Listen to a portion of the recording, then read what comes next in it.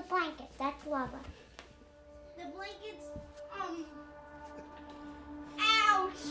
That hurt.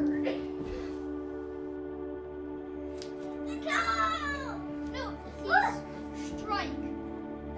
Abby has been a firebrand since she was born.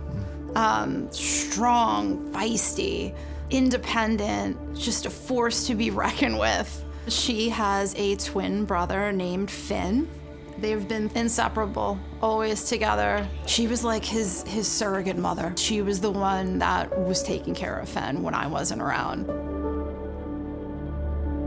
Abby started complaining about back pain one day. She said that she fell at school. Didn't think anything of it, but in hindsight, she was starting to bruise. And then one day we were actually getting ready to go out to a party, and she just fell to the ground with terrible back pain, and she couldn't be consoled. So that was the day we decided, let's bring her to the ER.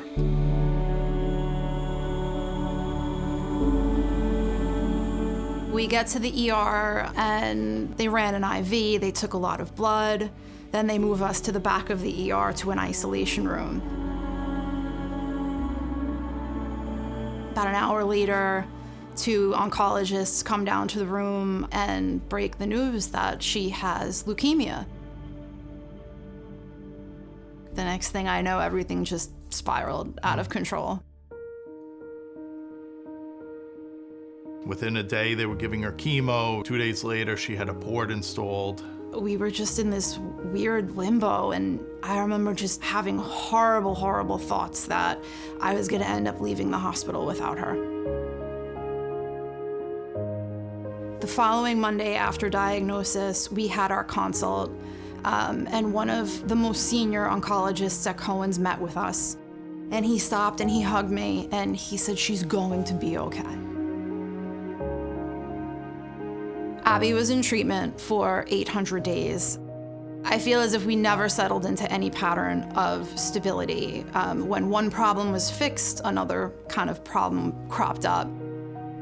And with every bruise and with every aching back, every time she says her back hurts, you get so scared thinking like, well, what could this be? Why? You feel like you did again in the beginning, like that fear, it never goes away.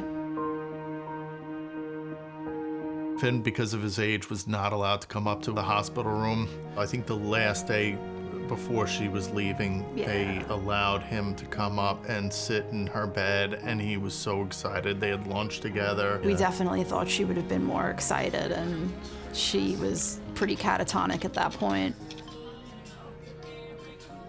There were days where chemo would like have her crawling up the steps. She'd be hysterical from bone pain and steroid pain. Finn would always be curled up with her, and her head would be on his shoulder. And on the days where Abby just didn't have the energy to do anything, Finn always made sure he slowed it down. He was always very attentive to her. We're eternally grateful for the Man and Woman of the Year candidates. It's truly a noble endeavor. No child should ever have to suffer like this. There has to be a cure. I think if people truly saw what it was like, they would understand that something really needs to be done now. You know, this is just unacceptable to live in this country and to still see so many children diagnosed with cancer each year. That's where LLS comes in. They're the ones that pioneer these treatments. They're the ones with the research that will lead to a cure one day.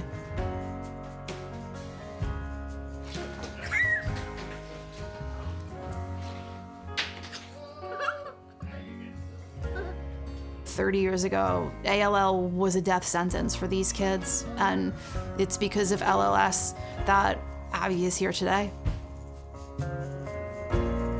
Thank you!